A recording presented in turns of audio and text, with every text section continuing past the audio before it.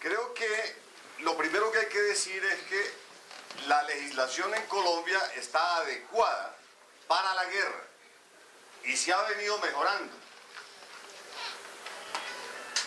En ese sentido, ¿cómo se encuentra hoy el tema de los presos y perseguidos políticos? Más o menos hay unos 8.500 presos en las cárceles de Colombia, pero la gran mayoría son pertenecientes a los movimientos sociales y políticos. La minoría son los que pertenecen realmente a las guerrillas. Y los que están por ser guerrilleros están juzgados por terrorismo, por secuestro, homicidios, narcotráfico, etcétera, etcétera. Y a los de los movimientos sociales, si les va bien, los juzgan por rebelión y delitos conexos. Eso implica pensarnos algo para solucionar ese tema. Y adicionalmente, casi todos los jefes de los movimientos guerrilleros están condenados en ausencia. Y adicionalmente están solicitados en extradición por narcotráfico y delitos conexos. Eso implica hablar con el amigo del norte, que en otras épocas hablábamos de las invasiones y del Plan Colombia, de las bases militares, etc. Y hoy hablamos de los sobrevuelos diarios, recogiendo la información de todo lo que decimos y hacemos los colombianos. Como prioridad estratégica en la defensa de los recursos del imperio. Y eso está ahí presente. Un segundo elemento tiene que ver con el tratamiento que se le ha dado al paramilitarismo en estos procesos. Ahí discutimos inicialmente el tema de las víctimas y la participación de las mismas. Y con el movimiento de víctimas algo avanzamos en ese proceso. Y algo conocimos. Pero ahí está igual presente el tema de la extradición de los principales jefes paramilitares conocidos. Porque los no conocidos están aquí en Colombia. Y tenemos que trabajar para sacar a la luz pública eso. Porque es muy diciente que nos digan en algunas de estas versiones que de los máximos jefes, ellos llaman asesores, estaba Farrucha Nine Díaz, el señor García, el ganadero de Córdoba, Monseñor Duarte Cancino y el señor secretario de la gobernación de Antioquia, de la gobernación de Álvaro Uribe. Y cuando tuvieran garantías para sus familias y sus vidas, iban a mencionarnos los otros nombres. Y sobre eso hay que investigar. Pero lo más grave para nosotros son dos elementos de conclusión. Uno, que llevamos 8 años de aplicación de estas normas, 14 sentencias parciales, y no hay reparación para las víctimas. Y a ese ritmo nos vamos a demorar, dicho por los defensores de los paramilitares, cerca de 300 años para terminar los procesos. El segundo elemento de esta reflexión es qué ha pasado con los reinsertados. Van cerca de 4.000 asesinados en las ciudades y no hay un solo preso por esos hechos. Y cuando uno indaga quiénes son, pues son los mandos medios y los principales asesinos. ¿Y quién está interesado en asesinarlos? De acuerdo con nuestra percepción, los jefes que contrataron a esos criminales. para que esa información no llegue a las versiones de Justicia y Paz. Para que no podamos conocer eso. Por ahora, la versión de las víctimas no aparece por ninguna parte. Se habla de ellas, pero no llegan a los procesos. Y hay unos 10.000 recapturados porque siguieron delinquiendo. Y eso implica para nosotros un fracaso a ese proceso. Y porque una parte del paramilitarismo no negoció y no se desmovilizó. Y los otros se reinsertaron.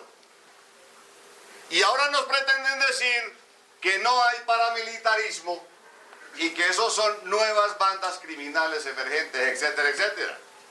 Nosotros en las regiones, con los familiares, constatamos de que eso no es cierto. Eso sigue vigente. Y si no, habría que preguntarle al profesor Francisco en Cali, después de las amenazas de los rastrojos, que nosotros creemos que son las amenazas del B2 del Ejército, por el trabajo de Iván en el Congreso. Porque ahí lo dicen expresamente, no solamente son ustedes, es las familias, etcétera, etcétera. Ese elemento hay que tenerlo claro en la reflexión. Un tercer elemento para las premisas es lo que se ha ganado a nivel nacional y a nivel internacional en instancias judiciales. Cuando a través de la Comisión y la Corte Interamericana se ha ganado el hecho de que se diga que los crímenes de lesa humanidad son imprescriptibles,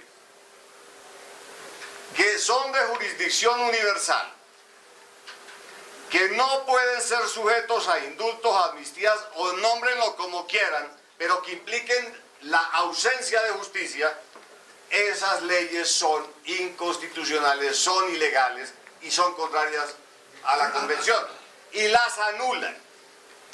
Caso argentino, caso peruano, etcétera, etcétera, etcétera. Y de ahí porque podemos ver el juzgamiento de los miembros de la dictadura, o ahorita Ríos Montt o Fujimori, etcétera, etcétera. O aquí en Colombia, el caso de la masacre de Trujillo, cuando se anulan los fallos fraudulentos comprados en la Administración de Justicia y que implican el juzgamiento del Mayor Urueña o de Diego Montoya o de Henry Loaiza, etcétera, etcétera. Pero también está la postura de la Corte Penal Internacional, que ahí ya se pronunció la fiscal, Zegaya, la africana, cuando dice que los crímenes cometidos en lesa humanidad o crímenes de guerra se tienen que sancionar y si no, ellos actúan. Y que ya en la investigación preliminar que tiene y que nosotros hemos coadyuvado a presentar en algunos casos, por lo menos contra las brigadas, contra los ministros, en los casos de ejecuciones extrajudiciales, pues tienen que actuar. Entonces, el tema de justicia también tiene ese componente internacional para ayudar a resolverlo. Por otra parte, en síntesis, ¿qué se ha logrado en términos de justicia, en un balance, en casos de crímenes de Estado? En ese escaso porcentaje que hay de investigaciones, en donde algo se ha logrado esclarecer, pues son 2.300 militares más o menos los que están presos, incluidos varios generales.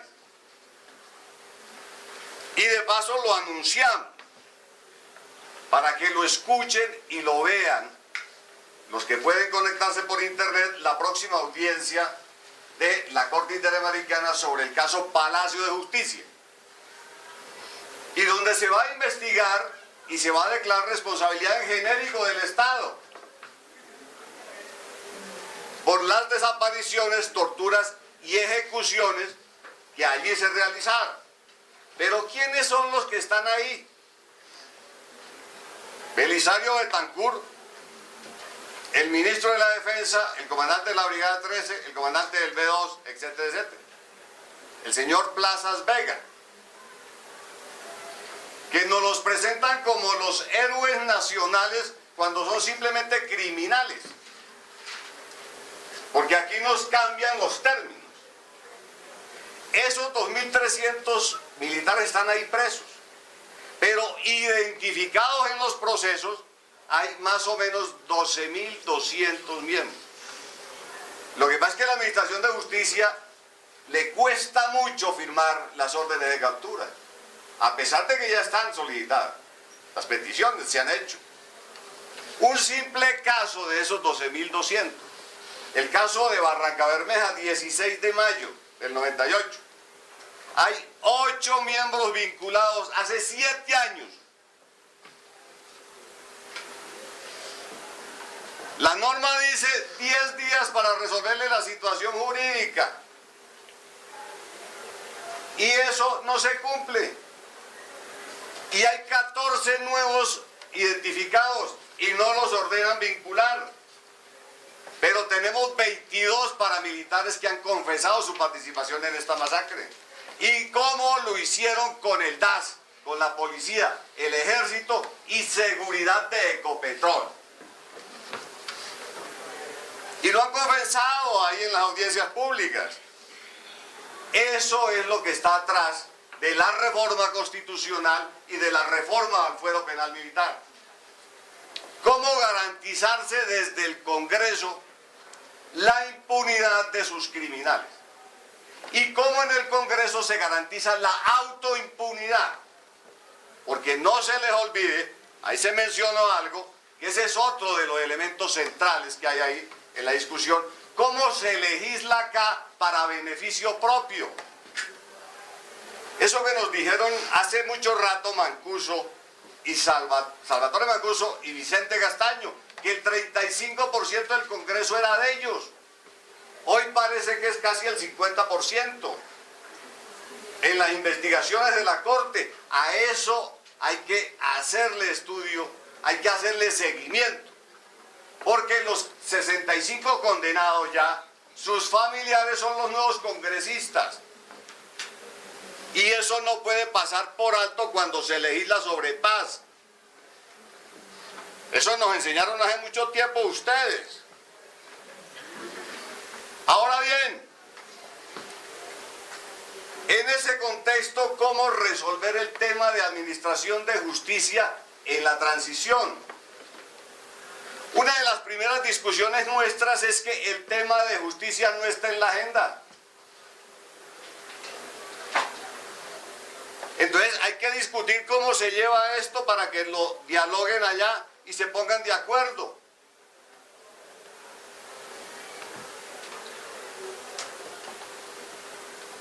Nosotros decimos, con el marco jurídico que hay, es imposible. Con el marco jurídico para la paz que plantea impunidad para los agentes del Estado, es imposible frente a lo internacional. Se van a anular esas leyes.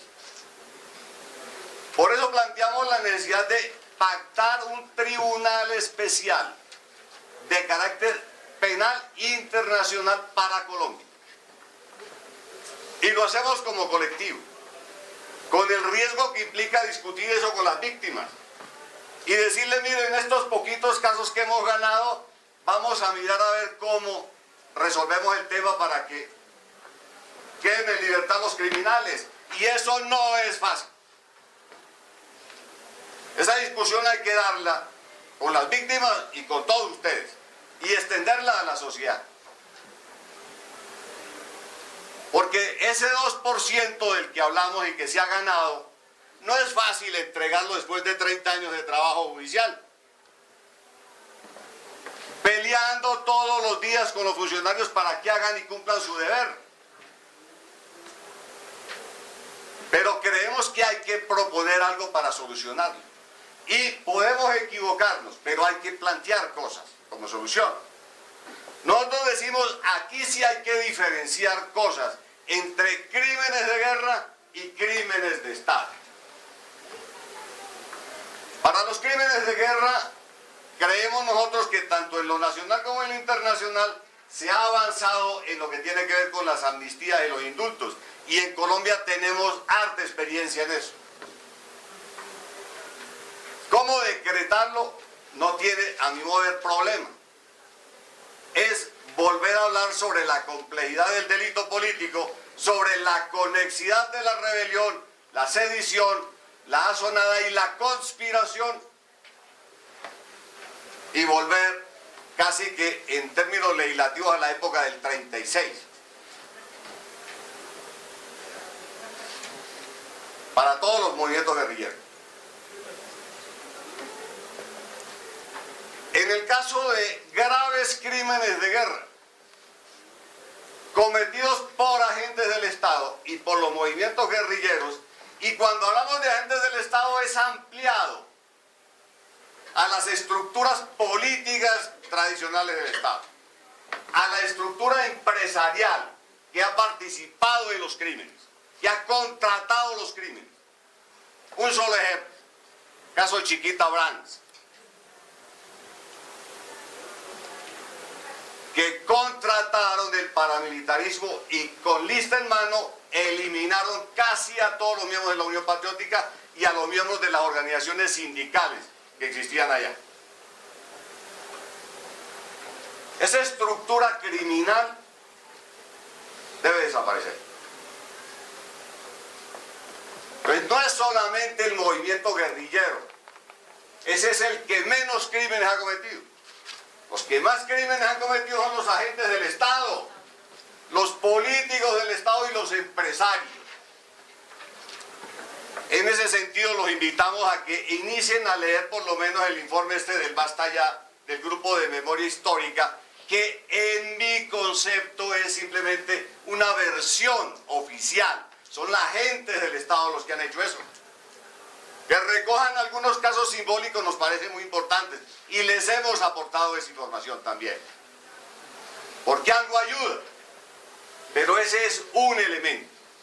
Faltan los elementos de las organizaciones de derechos humanos, lo que tienen las víctimas en las regiones y en sus organizaciones, y lo que hay a nivel internacional, para que podamos hablar de la verdad completica, no la que nos quieren adornar. Ahora bien, este tribunal, ¿qué debe hacer para nosotros y para el movimiento de víctimas? Pues hay que investigar desde el año 45 por lo menos los crímenes que debe confesar. Esto es para que confiese. Todos. El que no confiese sigue el proceso en la jurisdicción ordinaria. Pero esas estructuras criminales hay que terminar. Creemos que estos magistrados deben ser nombrados por la Oficina de Naciones Unidas de Derechos Humanos y una parte por los movimientos de víctimas, tanto de la guerrilla como del Estado, para que realmente sea autónomo, independiente e imparcial. Y digamos que para proteger mínimamente los pequeños, los seleccionados jueces y fiscales nacionales que aplican la ley, porque enseguida los amenazan. Porque ahí tenemos ese concepto de guerra jurídica y política. Quienes actúan en contra de estos criminales son amenazados. Entonces hay que buscarles eso. Ahora, esto debe ir unido con la Comisión de la Verdad que hay que crear, pero igual, independiente e imparcial, y con la participación de los delegados de las víctimas y de los movimientos que han sido victimizados. Eso que se recoge ahí tiene que ser el fundamento de la posterior confesión de estos criminales. Creemos nosotros que eso debe tener un periodo de funcionamiento dado el volumen de los crímenes, y aceptemos mínimamente lo que nos han dicho.